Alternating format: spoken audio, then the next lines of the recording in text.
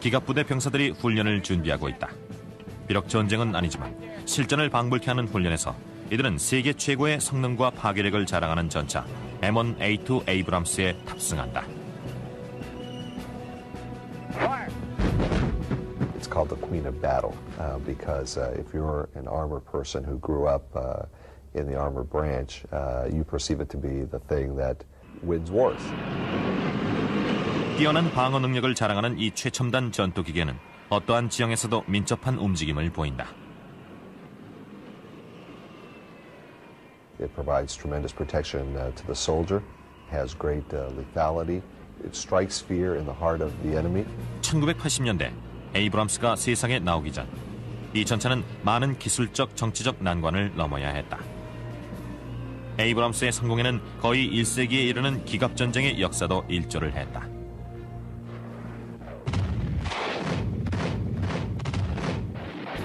현대전에서 전차가 처음 등장한 것은 1차 대전 당시 참호전의 교착 상태를 돌파하려던 영국과 프랑스의 노력에 의해서였다.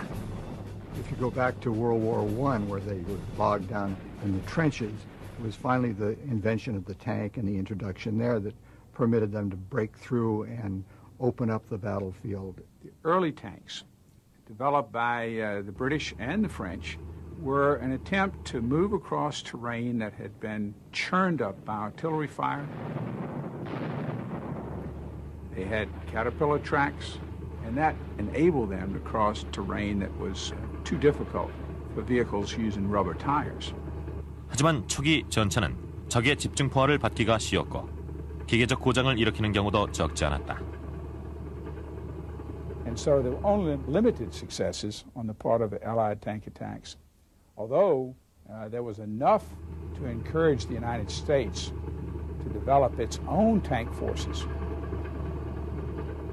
미국은 1차 대전 후 기갑전을 위해 병사들을 훈련시켰지만 이 분야에 많은 경비를 투입하기 꺼려했던 군은 전차가 아니라 말의 장비를 탑재하게 된다. And they were not interested in these big clanking, smelly things that the armor people wanted to push on them. People like Eisenhower and Patton got out of armor into other parts of the Army because there was no chance for advancement and it was underfunded. 1930년대 어윈 롬멜 장군이 이끄는 독일군은 강력한 기갑부대를 육성한다. 롬멜의 전차 사단은 2차 대전 초반 연합군을 거의 전멸 상태로 몰아넣는다.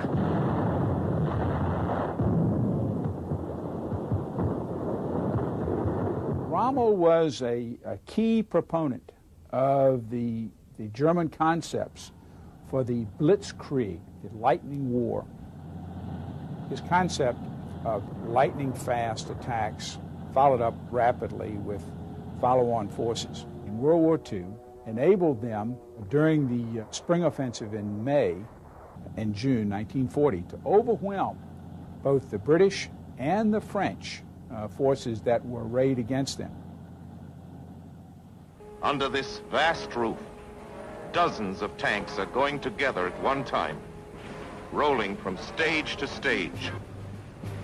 미국이 전쟁에 참가한 1941년 미드웨스트의 자동차 공장은 신속하게 생산 라인을 개조해 미국 최초의 셔먼 탱크를 제조하게 됐다. 셔먼은 독일 전차에 비해 크기와 무게, 철갑의 수준 등이 상대적인 열세에 있었다. 이 같은 약점 때문에 셔먼은 덩치 큰 독일 전차들의 손쉬운 표적이 됐다. The Sherman turned out to be a fairly vulnerable tank. One of the reasons was that it used gasoline as its fuel, and if the tank was hit, the gasoline would burn. Soldiers on both sides started calling the Sherman the Ronson, a name for the Ronson cigarette lighter. 결국 연합군 사령관 아이젠하워 장군은 탱크의 약점을 보완하도록 조치한다.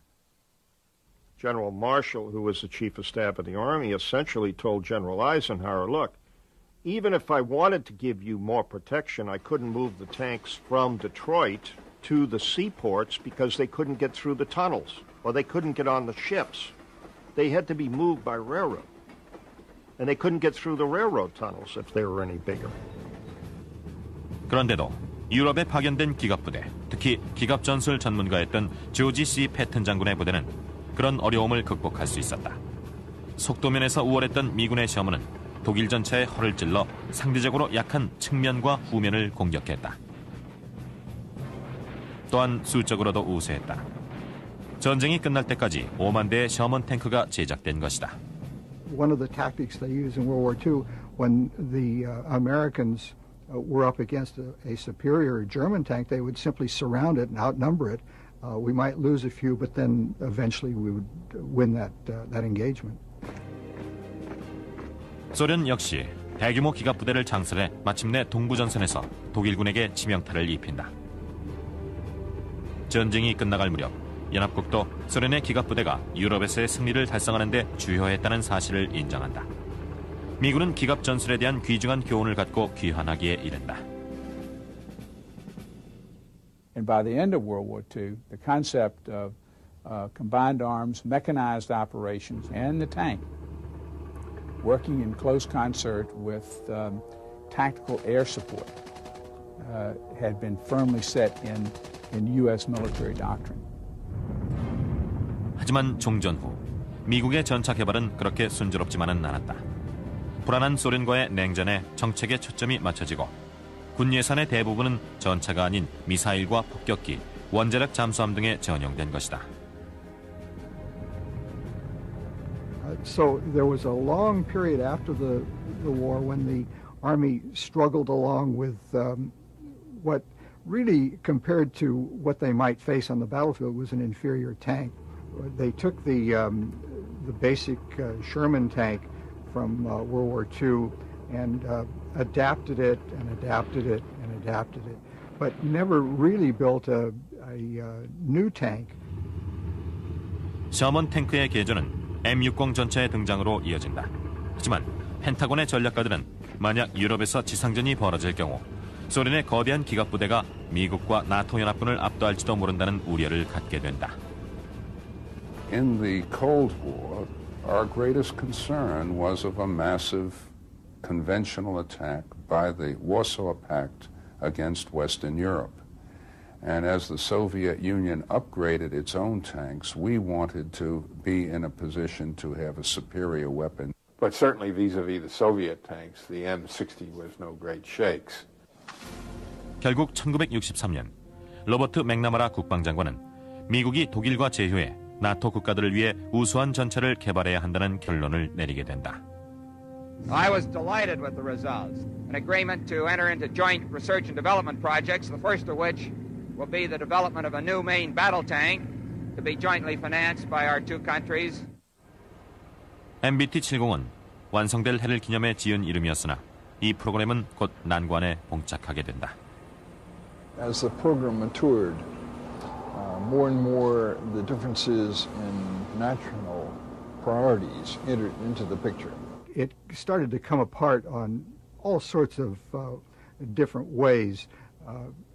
For example, the United States used inches, the Germans used the metric system, so they finally decided that the parts that the Germans made would be metric, the parts that the Americans made would be in inches, and then a great compromise where they came together, they would be metric. The Germans won that round.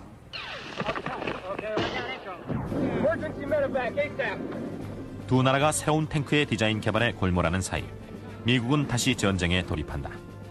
하지만 장소는 유럽의 평원이 아니라 베트남의 밀림과 논, 산악지대였다. 이곳에서 탱크는 무용지물에 가까웠다. I commanded a cavalry troop, armored cavalry troop, and in that troop I had 9 M48A3 tanks. They could go just about any place, drive through the jungle, knock the trees down. It slowed you down, of course, but we could go just about any place. Once in a while we would get stuck in rice paddies or mud holes. There were some times during the year in the monsoon that you had to be careful what you did. 당시 미군 사령관이었던 윌리엄 웨스트모어랜드 장군은 베트남전과 같은 게릴라전에서는 탱크가 중요한 역할을 담당할 것으로 보지 않았다. 이에 따라 가장 강력한 무기로 떠오르는 것이 헬리콥터였다. Also, people who looked at the lessons of Vietnam, looked at the air mobile ability of the Army, and said that the tank is a dinosaur. We won't ever use it on the battlefield again. 그러나 탱크가 죽었다는 일부의 평가는 시기가 이른 판단이었다.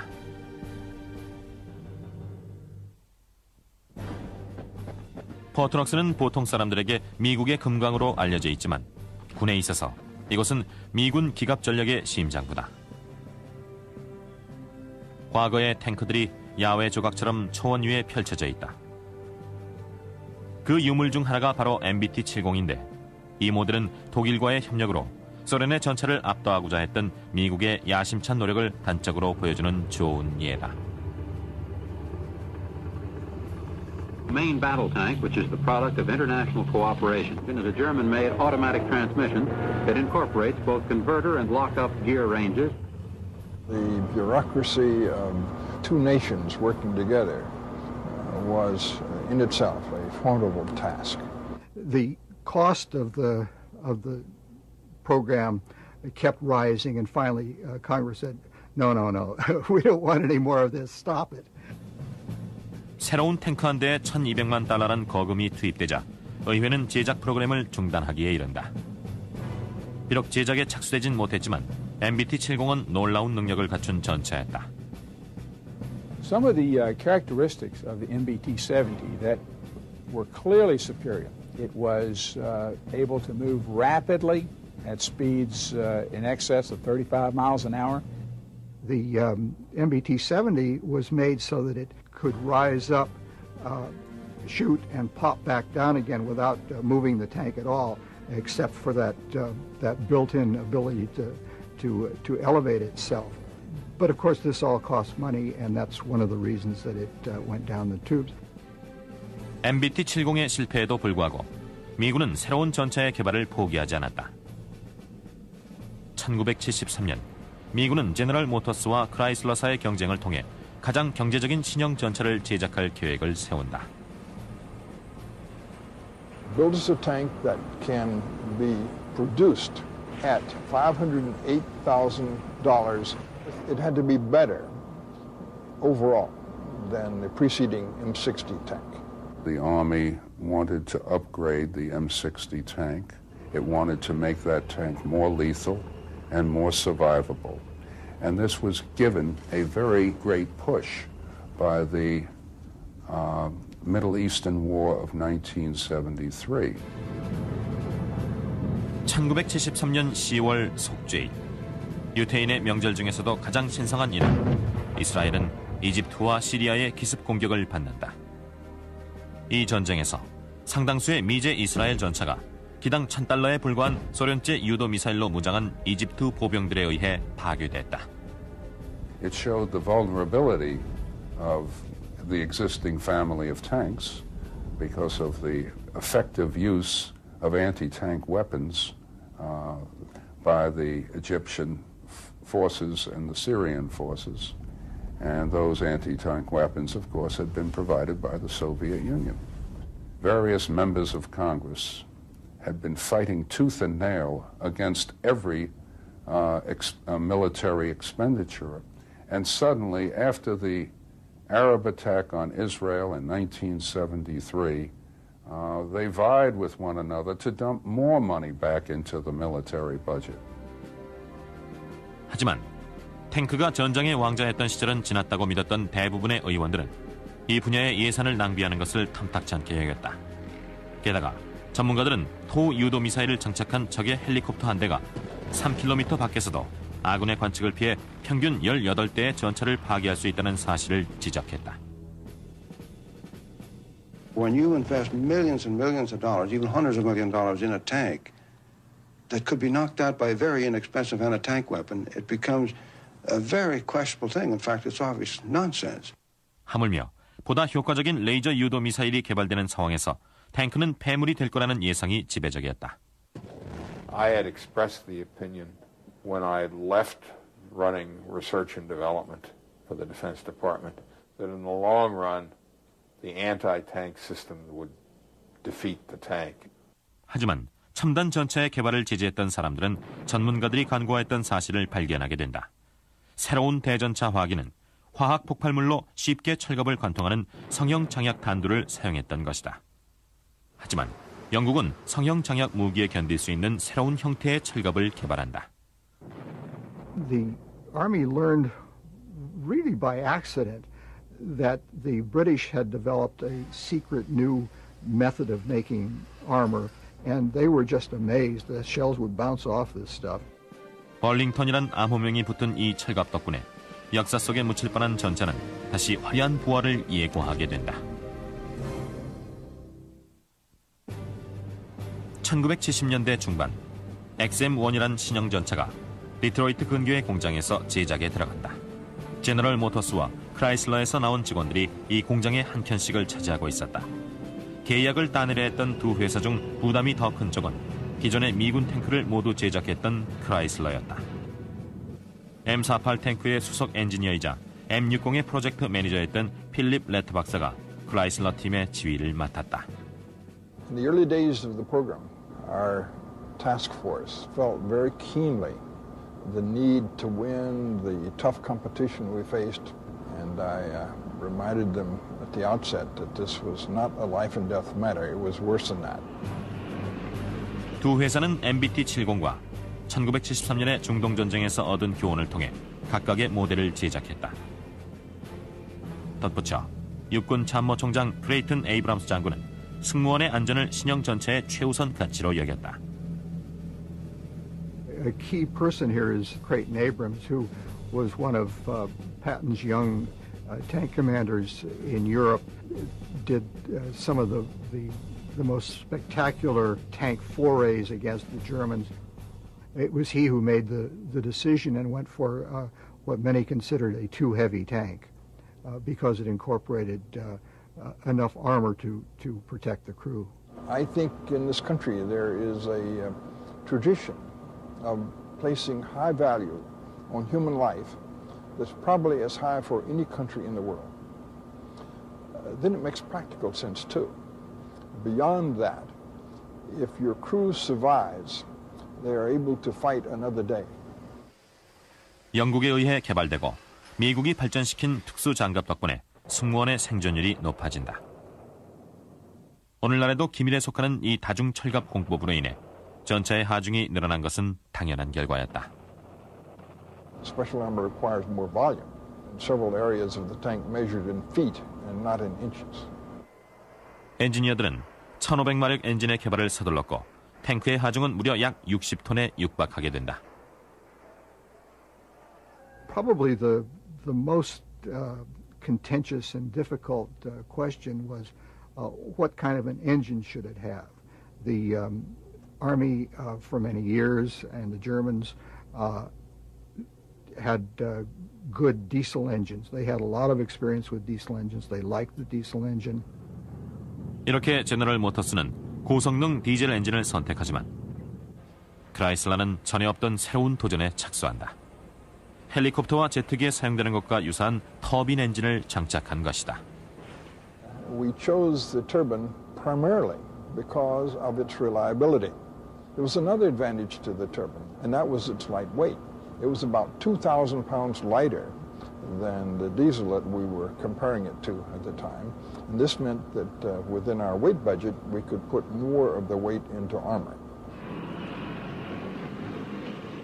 조용한 터빈 엔진은 적의 탐지를 피할 수 있었고 순간 가속력도 뛰어났다. It can go from a standing start to quite fast in a very short time. It can go 60 miles an hour. It can jump over obstacles with this turbine engine, but also it will use up an awful lot of fuel. There was great question, even within the Army, whether we should move to this new kind of powertrain as opposed to the tried and true diesel engine. It was risky. We were not at all sure that this would succeed or be blessed by the Army because no other tank in the world had a turbine engine. 1970년대 재정적인 곤란을 겪고 있던 크라이슬러로서는 반드시 계약을 따내야만 할 절박한 상황에 처해 있었다.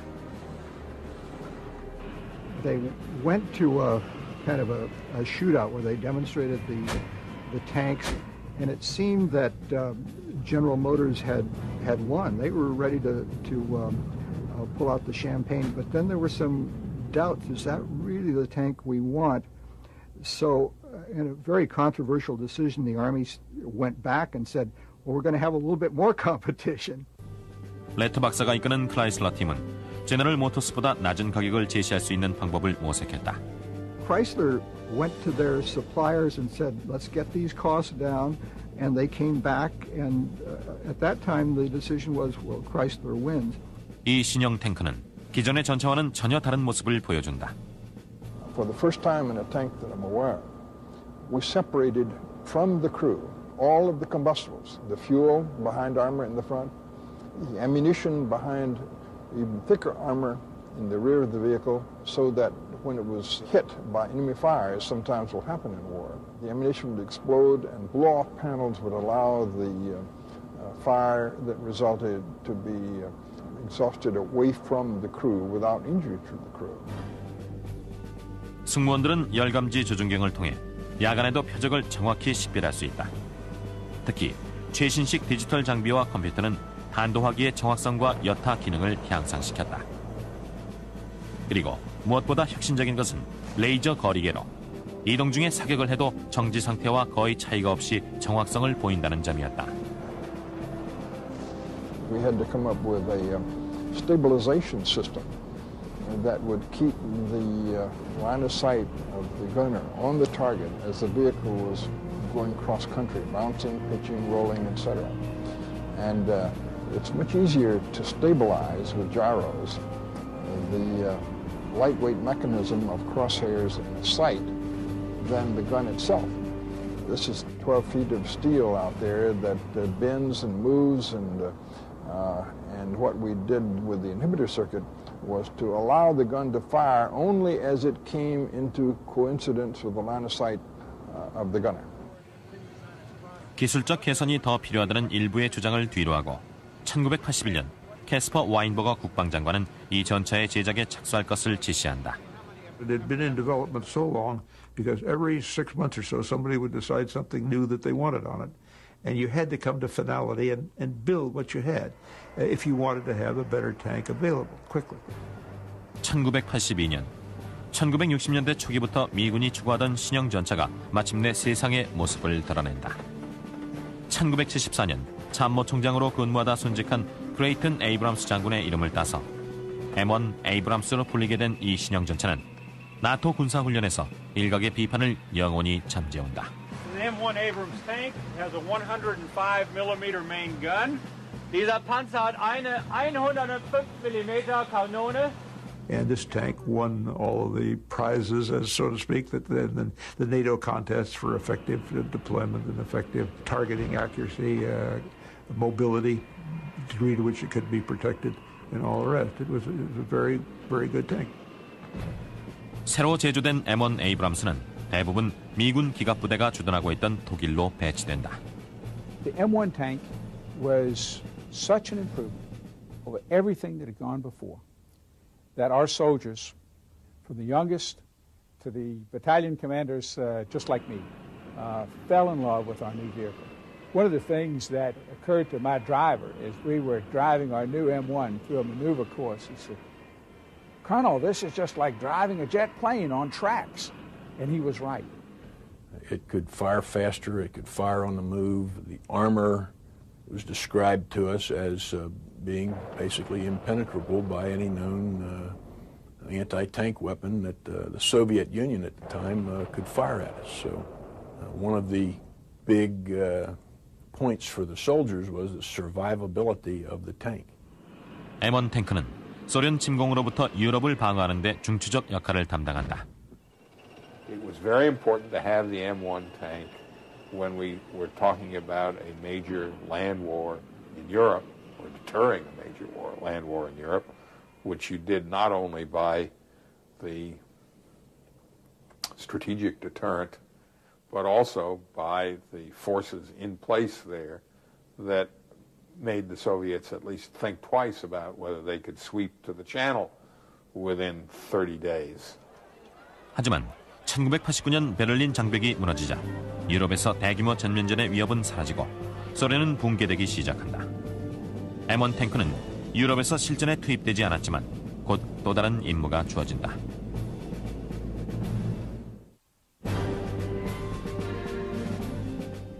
에이브람스 전차는 유럽에서 발발할 전쟁을 위해 제작됐지만 실제로 첫 번째 활약을 보인 것은 1991년 걸프전이 발발한 이라크의 황량한 사막이었다. All of those things that the Army had worked out were turned out to be very applicable to the situation when Iraq invaded Kuwait and we decided to respond. 사막의 폭풍 작전엔 에이브람스를 개조한 M1A1 전차가 투입된다. 보다 강력해진 120mm 주포가 최초의 105mm 포를 대체하고 이에 덧붙여 철갑이 더욱 강화된 것은 물론 위성을 통한 위성 항법 시스템을 포함한 신기술이 추가된다. The importance too in maneuvering on terrain that has no visual reference in most cases, very much like navigating at sea, was the use of the global positioning systems that were provided to armored force commanders. 사막에서 이 시스템의 효과는 100% 입증됐다. Armored units and armored cavalry units could move with certainty across this trackless waste in Saudi Arabia, Kuwait, and Iraq with the use of the global positioning system. 하지만 연합군이 사담 후세인과의 전쟁을 준비하는 데에는 시간이 걸렸다. In the Gulf War, it took us 3 months to flow the forces, to put them in place. And we were lucky that Saddam Hussein sat there and gave us the opportunity to flow the forces and did not attack at a time when we were most vulnerable, when we didn't have our heavy forces there. 에이브람스 전차의 배치가 늦어진 것은 미국과 독일의 기지에서 특수 화물선에 선적되거나 전차를 탑재할 수 있는 유일한 군용기인 C-5 수송기를 이용해 한 번에 한 대씩 공수하는 방법밖에 없었기 때문이다. M1A1 한 대의 무게는 67톤에 이른다. It's very heavy, and it requires its own transport vehicles, and it requires a service vehicle to be nearby. It also is not very good on gas mileage. It's not all the tank's fault. The entire force is big and cumbersome and heavy. 1986년 M1A1의 배치가 시작됐지만 대부분의 전차 승무원들은 이라크에 대한 아군의 공습이 끝나기를 기다려야 했다. 결국 미 육군은 강력한 주포를 장착한 M1A1만 지상 공격에 투입시키고 M1 전차는 작전에서 제외시키기로 결정한다.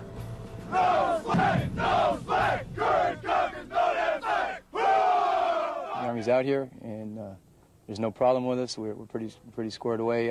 We have enough water. We have enough fuel. We can survive out here. We can live out here, and we can fight out here.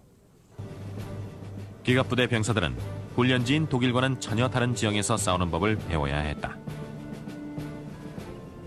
We were used to close-in corridors, restricted areas that would be a European fight.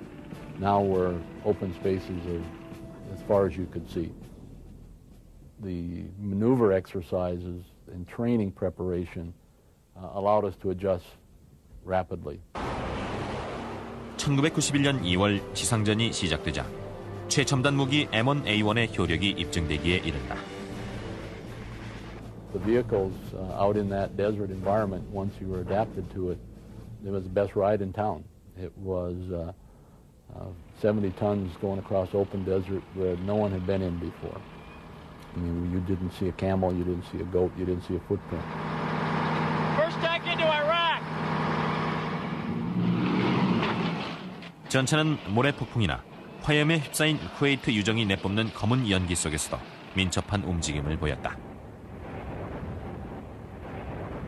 열감지 장치를 사용하는 미군 조종사들은 이라크군과 소련제 T-72 탱크를 압도할 수 있었다. And we could engage from ranges that the Iraqis couldn't even see us. 3 kilometers, 2 miles, essentially in the dark, in the bad weather, using the thermal sights. They couldn't even tell what direction the fire was coming from. 제리 위도위치 대령은 사막의 폭풍 작전에서 제1기갑 여단을 지휘했고 그의 부대는 2월 26일 밤 이라크군과 첫 전투를 벌인다. We had attacked all night with no real heavy resistance. I mean, they were so overmatched, and their tanks disappeared immediately with the first line of engagement by ours. 거칠 것이 없었던 대령의 여단은 2월 27일 아침 예정보다 훨씬 앞서 진군을 계속하고 있었다. When we came up out of the wadi or the valley that morning at about 11:30 and encountered a dug-in brigade, it was a bit of a surprise. 그들을 맞이했던 건 마디나 능선을 따라 매복하고 있던 이라크 공화국 수비대였다. They suddenly popped up on the horizon, but we were in excess of 4,000 meters, which was well beyond their range, so that when we began to engage them, they didn't know if it was from the air, from the ground, or where it was coming from until the thunder began to roll of the cannons firing on the horizon. Gator 6, the Red 1, destroyed 2 tanks. 미 기갑여단은 육안으로 이라크군을 식별할 수 없는 거리에 있었지만 열감지 장치엔 표적이 정확히 나타났다. 탄도미사일 컴퓨터가 유도하는 포격에는 오차가 없었다. They would stay and die, or they would run and die, or they would run away from their vehicles. And some chose to do a little bit of each. And that fight lasted about 45 minutes, one brigade against another brigade. And at the end of the day, the score was 116 to nothing in our favor. All the vehicles were destroyed, which was our principal target. 이라크군의 몰락은 군 당국과 첩보기관마저 놀라게 할 만큼 너무나 손쉬운 승리였다. The expectations before the war in the desert were casualties as high as 10,000. Why did we think that? Well, they had T-72 tanks. They had been in a war with Iran for 8 years. What we didn't realize is the technological advantage we had over the T-72s that they were equipped with. No. Okay. It's all right. The Russian design and built tanks used by Iraq had one fundamental, I'll call it catastrophic flaw. And whenever the tank was punctured or pierced by an enemy projectile, the ammunition was ignited, it blew up, and when that happened, almost all of the turrets of those tanks were blown off, and of course the people were instantly killed and destroyed. 이라크는 3,000대가 넘는 전차를 잃었지만 걸프전에 투입된 미국의 M1A1은 1,800대 중 18대만이 피해를 입었다. Any Abrams which were destroyed on the battlefield in the Gulf, in the Desert Storm battles, were destroyed by other U.S. tanks. It was essentially friendly fire, fratricide. We had tanks that were hit. No American tanker lost his life in Desert Storm as a result of enemy activity. 하지만 사막의 폭풍 작전에서 거둔 M1A1의 승리는 오래가지 못했다. M1A1 같은 탱크가 현대전에는 적합하지 않다는 새로운 예상이 나왔기 때문이다.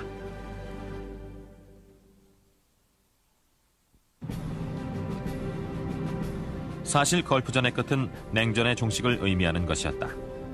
소련을 비롯한 바르샤바 조약기구의 몰락과 함께 미국의 군 예산은 축소 일로에 들어선다.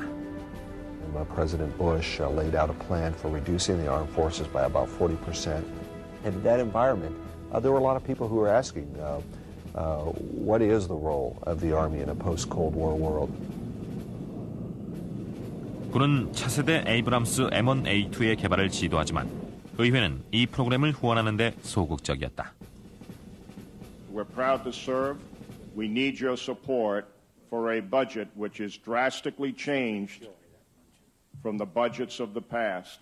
We found ourselves in the position after the Gulf War of having so much downward pressure on the Army budget and convinced people that it was appropriate to have a new model tank where we just couldn't close the deal, so to speak. 역설적으로 이 프로그램을 지속시킨 것은 구형 전차를 M1A2로 교체하려던 사우디였다. They chose to purchase the M1A2 at a time when we did not have the resources and the political support or the support within the Department of Defense to do that. Was, I suppose, ironic in a sense, but certainly very beneficial. It kept the production line open. 마침내 의회는 기존의 에이브람스를 M1A2로 업그레이드하는 데 동의한다. 하지만 탱크 프로그램에 대한 의회의 반감은 비단 돈 문제에 국한된 것이 아니라 탱크를 구시대의 유물로 여긴 데서 비롯된 것이었다. And as I would talk to senators and congressmen about what the Army's needs were, especially in recapitalizing our equipment, part of what I would hear is, well, if what you want this new money for is to invest in 70-ton tanks and Cold War legacy platforms, I'm not sure I want you to have the money. Because I don't think that is the weapon system of the future. Much of the motivation for improving tanks has weakened. In the first place, there is no threat out there at all comparable to that which was represented by the Warsaw Pact. 이와 함께 전문가들은 걸프전 당시 투입이 지체됐던 기갑부대의 예를 지적했다. 국제적인 사태에 즉각적으로 투입이 가능한 병력이 필요하다는 것이다. 군은 전차, 전사가 아닌 평화유지군이나 경찰 업무를 요구받고 있다. The threats are different now. You've got to be able to get to the hot spots faster, and your 70-ton tanks will never get there. They can't operate in many parts of the world because they're too heavy for the bridges, they're too heavy for the roads, they're too wide for the narrow streets. And as you see the world becoming much more urbanized, fighting in cities becomes a real challenge. 탱크 부족 현상은 미국이 발칸반도에 진입할 때, 특히 1999년 코소보에서 극명하게 드러났다. The tank itself was designed for employment where there is a supportable infrastructure. In the case of the Balkan area, much of that infrastructure was archaic and would not support the full mix of vehicles. That was a 78-day war. It was over before you could have gotten ground troops to the fight. And that was one of the big lessons for the Army. Namely that if you can't get to the fight, you're not relevant. If the Army's future just lay in 70-ton tanks, we were not going to be relevant to the future fights. We were not going to get the funding and support that we needed for Congress. We were not going to play the role that we needed to play to properly defend the nation. 새로운 현실을 자각한 루이스 칼데라 미 육군 장관과 육군 참모총장 에릭 신세키 장군은 분쟁 지역에 신속하게 투입 가능한 임시적 성격의 중간급 화기부대의 육성을 계획하고 있다. The Chief of Staff of the Army's current goal is to be able to move a brigade-like capability in 96 hours anywhere in the world. 이 계획에는 탱크 대신 경무장 차량과 미래형 전투 차량으로 구성된 7개 여단이 필요하며 M1A2를 보유한 3개 여단이 유사시를 대비한 예비부대에 소속될 것이다. The world has changed, but there are still a lot of folks that could be enemies that have large numbers of tanks that we could possibly have to fight in the near future. But the challenges that we face are much different than fighting a tank battle. The challenge of Bosnia, of Kosovo, the challenge now of terrorism in Afghanistan requires a different focus for our fighting force. Go, go, go, go! 현재 워싱턴의 포트 루이스에서는 외국에서 임대한 경무장 차량과 함께 훈련 중인 2개 여단이 있다. 궤도가 아닌 바퀴로 움직이는 미국의 차량은 2002년부터 생산이 시작됐다. In signaling that we were really looking for something revolutionary, we made the statement that this might be a wheeled vehicle, that it wouldn't necessarily have to be a tracked vehicle, that we wanted people to think out of the box. If you've ever been a tanker and you threw a track, you only throw them one time because it is a lot of hard work to get it back put on. So I think operationally, the wheels do have an advantage. Wheels can travel faster on high-speed roads, good roads. They're equally good in most off-road terrain. 또한 군은 70톤에 이르는 에이브람스보다 훨씬 가볍지만 비슷한 위력을 발휘하는 미래형 전투 차량 제작의 가능성을 모색하고 있다. That takes a leap in technology, and all sorts of technologies are being looked at. Stealth technology, having a false image projected so that when they do shoot at you, it misses your vehicle and hits your image. It may fly, who knows? I mean, it may levitate off the ground. I don't know what the answer is, and I don't think anybody does. 그 사이에도 포트녹스의 기갑부대 병사들은 M1의 최신 버전이며 세계에서 가장 정교한 탱크인 M1A2 셉 전차의 시뮬레이션 훈련에 여념이 없다. They have sights that can see twice as far as we did in the desert, in Desert Storm. They have a higher level of protection. The lethality that comes within their weapon systems are beyond comparison anywhere in the world. 조정수는 분리된 열감지 장치를 통해 사수가 첫 번째 표적을 조준하는 동안 다음 표적을 찾아낼 수 있다. 이 스크린은 아군과 적군의 상황을 동시에 보여주며 사격은 거의 100%의 명중률을 자랑한다. You have to make a very big mistake or do it on purpose to miss the target. And when artillery is able to shoot the first round out of its tube within 1 meter of the enemy target and kill it, that's close enough. 오늘날 이 최첨단 전투병기는 미국 기갑부대의 자부심이지만 채 20년이 가기 전에 이들은 일선에서 물러나 자신들의 조상처럼 포트녹스의 잔디를 장식하게 될 것이다. Eventually, the Abrams may be the last tank that was produced, and the tank will have played a glorious role in defending and protecting our nation and our freedoms. But like all things, there will be a day when it passes. 그날이 올 때까지 에이브람스는 세계 최고의 전차라는 명성을 이어갈 것이다.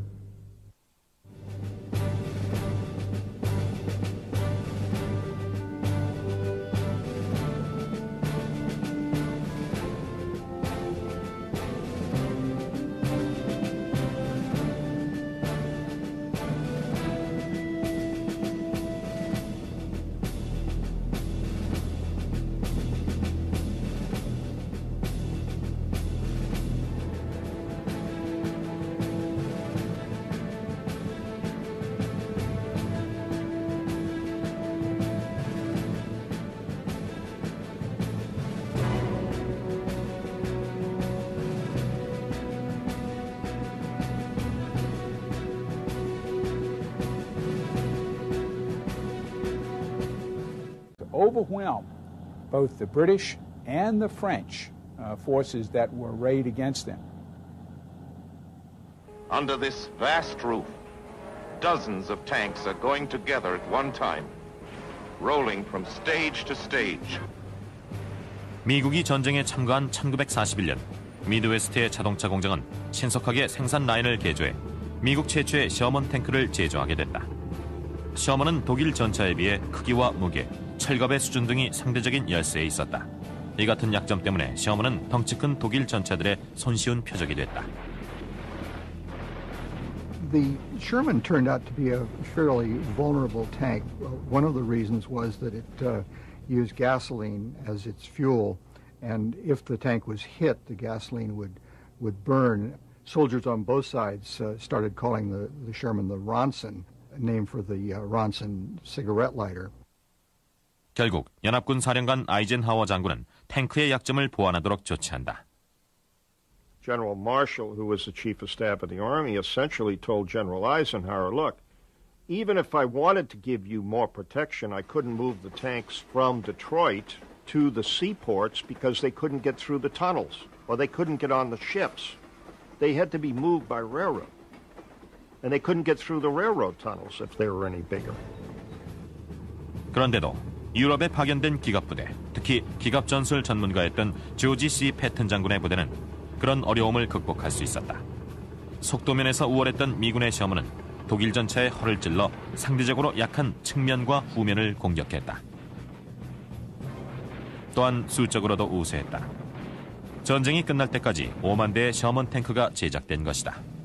One of the tactics they used in World War II when the Americans were up against a superior German tank, they would simply surround it and outnumber it.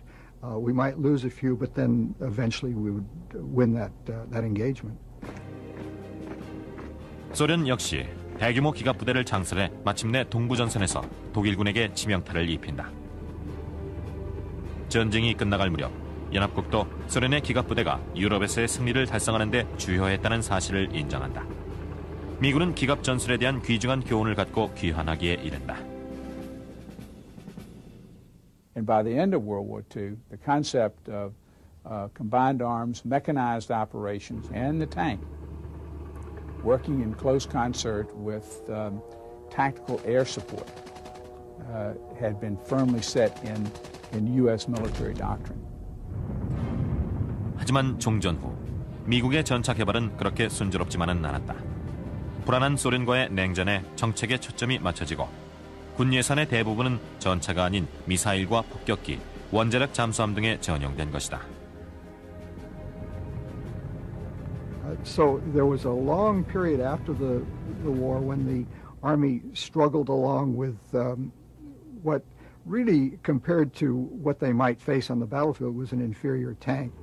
They took the basic Sherman tank from World War II and adapted it and adapted it and adapted it, but never really built a new tank. 셔먼 탱크의 개조는 M60 전차의 등장으로 이어진다. 하지만 펜타곤의 전략가들은 만약 유럽에서 지상전이 벌어질 경우 소련의 거대한 기갑 부대가 미국과 나토 연합군을 압도할지도 모른다는 우려를 갖게 된다. In the Cold War, our greatest concern was of a massive conventional attack by the Warsaw Pact against Western Europe. And as the Soviet Union upgraded its own tanks, we wanted to be in a position to have a superior weapon. But certainly vis-a-vis the Soviet tanks, the M60 was no great shakes. 결국 1963년 로버트 맥나마라 국방장관은 미국이 독일과 제휴해 나토 국가들을 위해 우수한 전차를 개발해야 한다는 결론을 내리게 된다. 에이브람스 장군은 승무원의 안전을 신형 전차의 최우선 가치로 여겼다.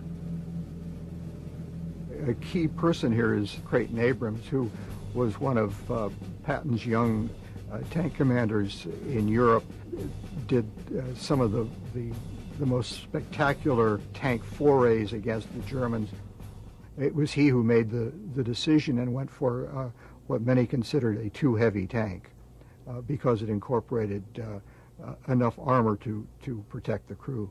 I think in this country there is a tradition of placing high value on human life that's probably as high for any country in the world. Then it makes practical sense too. Beyond that, if your crew survives, they are able to fight another day. 영국에 의해 개발되고 미국이 발전시킨 특수 장갑 덕분에 승무원의 생존율이 높아진다. 오늘날에도 기밀에 속하는 이 다중 철갑 공법으로 인해 전차의 하중이 늘어난 것은 당연한 결과였다. Special armor requires more volume. Several areas of the tank measured in feet and not in inches. 엔지니어들은 1500마력 엔진의 개발을 서둘렀고 탱크의 하중은 무려 약 60톤에 육박하게 된다. Probably the most contentious and difficult question was what kind of an engine should it have? The Army for many years and the Germans had good diesel engines. They had a lot of experience with diesel engines. They liked the diesel engine. 이렇게 제너럴 모터스는 고성능 디젤 엔진을 선택하지만 크라이슬러는 전에 없던 새로운 도전에 착수한다. 헬리콥터와 제트기에 사용되는 것과 유사한 터빈 엔진을 장착한 것이다. We chose the turbine primarily because of its reliability. There was another advantage to the turbine, and that was its light weight. It was about 2,000 pounds lighter than the diesel that we were comparing it to at the time. And this meant that within our weight budget, we could put more of the weight into armor. 조용한 터빈 엔진은 적의 탐지를 피할 수 있었고 순간 가속력도 뛰어났다. It can go from a standing start to quite fast in a very short time. It can go 60 miles an hour. It can jump over obstacles with this turbine engine, but also it will use up an awful lot of fuel. There was great question, even within the Army, whether we should move to this new kind of powertrain as opposed to the tried and true diesel engine. It was risky. We were not at all sure that this would succeed or be blessed for the Army, because no other tank in the world had a turbine engine. 1970년대 재정적인 곤란을 겪고 있던 크라이슬러로서는 반드시 계약을 따내야만 할 절박한 상황에 처해 있었다. They went to a kind of a shootout where they demonstrated the tanks, and it seemed that General Motors had won. They were ready to pull out the champagne, but then there were some doubts. Is that really the tank we want? So in a very controversial decision, the Army went back and said, well, we're going to have a little bit more competition. 레터 박사가 이끄는 크라이슬러 팀은 제너럴 모터스보다 낮은 가격을 제시할 수 있는 방법을 모색했다. Chrysler went to their suppliers and said, let's get these costs down, and they came back, and at that time the decision was, well, Chrysler wins. 이 신형 탱크는 기존의 전차와는 전혀 다른 모습을 보여준다. For the first time in a tank that I'm aware of, we separated from the crew all of the combustibles, the fuel behind armor in the front, the ammunition behind even thicker armor in the rear of the vehicle, so that when it was hit by enemy fire,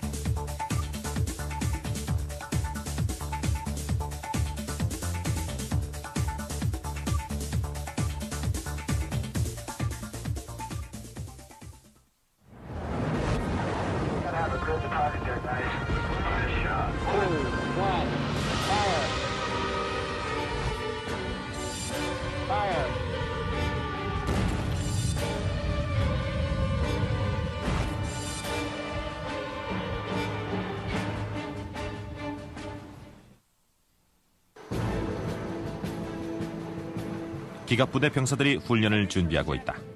비록 전쟁은 아니지만 실전을 방불케 하는 훈련에서 이들은 세계 최고의 성능과 파괴력을 자랑하는 전차 M1A2 에이브람스에 탑승한다. It's called the Queen of Battle because if you're an armor person who grew up in the armor branch, you perceive it to be the thing that wins wars. 뛰어난 방어 능력을 자랑하는 이 최첨단 전투 기계는 어떠한 지형에서도 민첩한 움직임을 보인다. It provides tremendous protection to the soldier, has great lethality. It strikes fear in the heart of the enemy. 1980년대 에이브람스가 세상에 나오기 전 이 전차는 많은 기술적, 정치적 난관을 넘어야 했다. 에이브람스의 성공에는 거의 1세기에 이르는 기갑전쟁의 역사도 일조를 했다.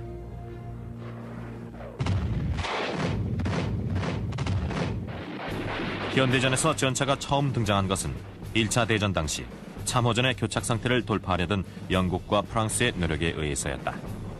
If you go back to World War I, where they were bogged down in the trenches, it was finally the invention of the tank and the introduction there that permitted them to break through and open up the battlefield. The early tanks, developed by the British and the French, were an attempt to move across terrain that had been churned up by artillery fire. They had caterpillar tracks, and that enabled them to cross terrain that was too difficult for vehicles using rubber tires. 하지만 초기 전차는 적의 집중 포화를 받기가 쉬웠고 기계적 고장을 일으키는 경우도 적지 않았다. And so there were only limited successes on the part of the Allied tank attacks, although there was enough to encourage the United States to develop its own tank forces. 미국은 1차 대전 후 기갑전을 위해 병사들을 훈련시켰지만 이 분야에 많은 경비를 투입하기 꺼려했던 군은 전차가 아니라 말의 장비를 탑재하게 된다. And they were not interested in these big, clanking, smelly things that the armor people wanted to push on them. People like Eisenhower and Patton got out of armor into other parts of the Army because there was no chance for advancement and it was underfunded. 1930년대 어윈 롬멜 장군이 이끄는 독일군은 강력한 기갑부대를 육성한다. 롬멜의 전차 사단은 2차 대전 초반 연합군을 거의 전멸 상태로 몰아넣는다.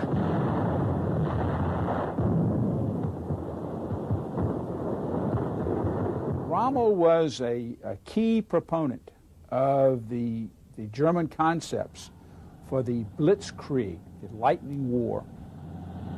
His concept of lightning-fast attacks followed up rapidly with follow-on forces. In World War II, enabled them during the spring offensive in May and June 1940.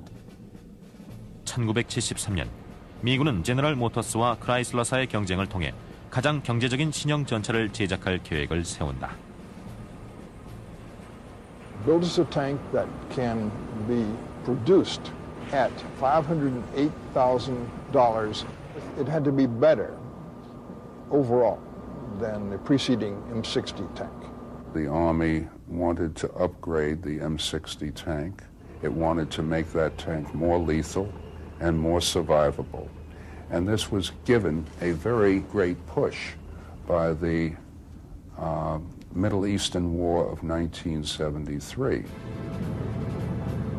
1973년 10월 속죄일, 유태인의 명절 중에서도 가장 신성한 이날, 이스라엘은 이집트와 시리아의 기습 공격을 받는다.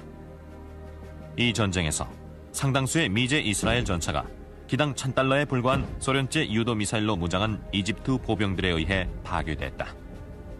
It showed the vulnerability of the existing family of tanks because of the effective use of anti-tank weapons by the Egyptian forces and the Syrian forces. And those anti-tank weapons, of course, had been provided by the Soviet Union. Various members of Congress had been fighting tooth and nail against every military expenditure. And suddenly, after the Arab attack on Israel in 1973, they vied with one another to dump more money back into the military budget. 하지만 탱크가 전장의 왕자였던 시절은 지났다고 믿었던 대부분의 의원들은 이 분야의 예산을 낭비하는 것을 탐탁지 않게 여겼다. 게다가 전문가들은 토 유도 미사일을 장착한 적의 헬리콥터 한 대가 3km 밖에서도 아군의 관측을 피해 평균 18대의 전차를 파괴할 수 있다는 사실을 지적했다. When you invest millions and millions of dollars, even hundreds of millions of dollars in a tank that could be knocked out by a very inexpensive anti-tank weapon, it becomes a very questionable thing. In fact, it's obvious nonsense. 하물며 보다 효과적인 레이저 유도 미사일이 개발되는 상황에서 탱크는 폐물이 될 거라는 예상이 지배적이었다. I had expressed the opinion when I had left running research and development for the Defense Department that in the long run the anti-tank system would defeat the tank. 하지만 첨단 전차의 개발을 지지했던 사람들은 전문가들이 간과했던 사실을 발견하게 된다. 새로운 대전차 화기는 화학 폭발물로 쉽게 철갑을 관통하는 성형 장약 단두를 사용했던 것이다. 하지만 영국은 성형 장약 무기에 견딜 수 있는 새로운 형태의 철갑을 개발한다. The Army learned really by accident that the British had developed a secret new method of making armor, and they were just amazed that shells would bounce off this stuff. 벌링턴이란 암호명이 붙은 이 철갑 덕분에 역사 속에 묻힐 뻔한 전차는 다시 화려한 부활을 예고하게 된다. 1970년대 중반 XM1이란 신형 전차가 디트로이트 근교의 공장에서 제작에 들어간다. 제너럴 모터스와 크라이슬러에서 나온 직원들이 이 공장의 한 켠씩을 차지하고 있었다. 계약을 따내려 했던 두 회사 중 부담이 더 큰 쪽은 기존의 미군 탱크를 모두 제작했던 크라이슬러였다. M48 탱크의 수석 엔지니어이자 M60의 프로젝트 매니저였던 필립 레트 박사가 크라이슬러 팀의 지휘를 맡았다. In the early days of the program, our task force felt very keenly the need to win the tough competition we faced, and I reminded them at the outset that this was not a life and death matter, it was worse than that. 두 회사는 MBT-70과 1973년의 중동전쟁에서 얻은 교훈을 통해 각각의 모델을 제작했다. 덧붙여 육군 참모총장 크레이튼 I was delighted with the results. An agreement to enter into joint research and development projects, the first of which will be the development of a new main battle tank to be jointly financed by our two countries.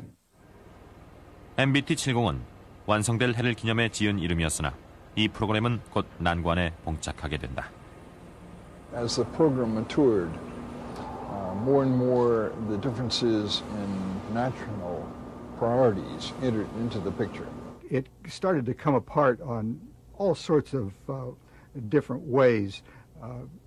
For example, the United States used inches, the Germans used the metric system, so they finally decided that the parts that the Germans made would be metric, the parts that the Americans made would be in inches, and then a great compromise where they came together, they would be metric. The Germans won that round.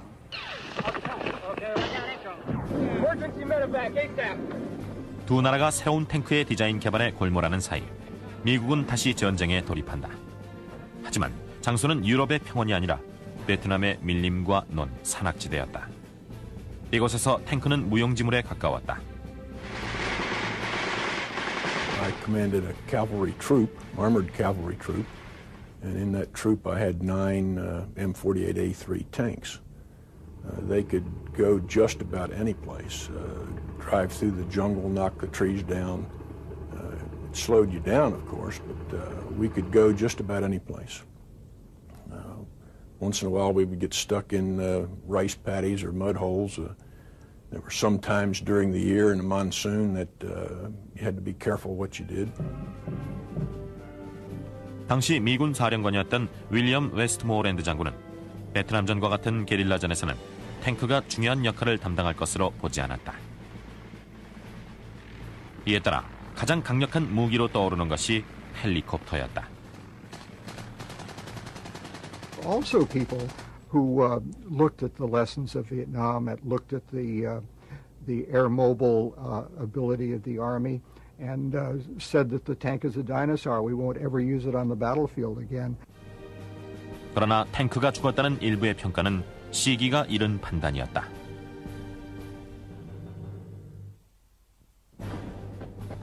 포트녹스는 보통 사람들에게 미국의 금광으로 알려져 있지만 군에 있어서 이곳은 미군 기갑 전력의 심장부다.